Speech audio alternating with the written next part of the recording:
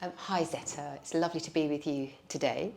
So you are the author of The Trauma Effect, and I must just say that you've also written 2 other books, Self-Help, Self-Hypnosis, and this one, which I do sometimes use quite a lot myself, The Healing Metaphor. Yeah.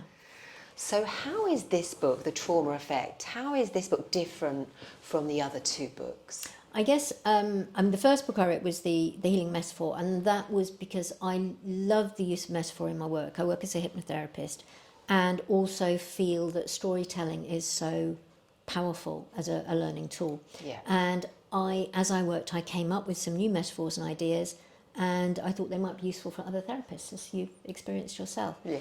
And then I thought I wanted to do something for the individual to feel a sort of self-empowerment. And Self-Help, Self-Hypnosis was a book for people to help them help themselves. Yeah. It's not an alternative to perhaps seeing a therapist, but to empower them to develop their own therapy. Yeah.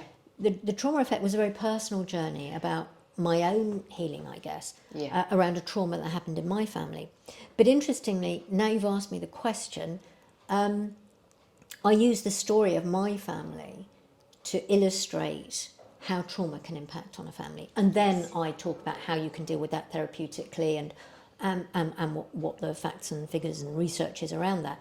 But in a way, I'm using telling my story to help someone heal their own story. Yes. or highlight their own learning that might be required. Yeah. So I guess there is a link of storytelling in all 3 books, because we can learn through story in ways we might resist in a direct way. Yes, yes. Because you get so immersed in the story, you don't realise you're learning something. Yeah, I yeah. guess. I mean, it's very, this is your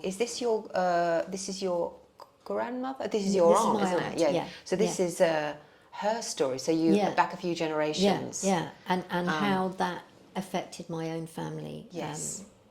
In terms of mental and physical health. And then, so how do we heal that? Yeah. Because someone reading it, that was my concern. You might read this and think, yep, that makes sense.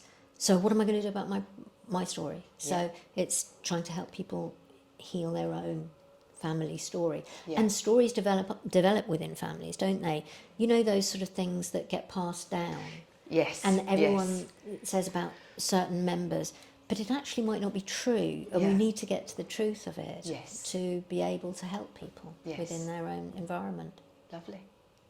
That's lovely.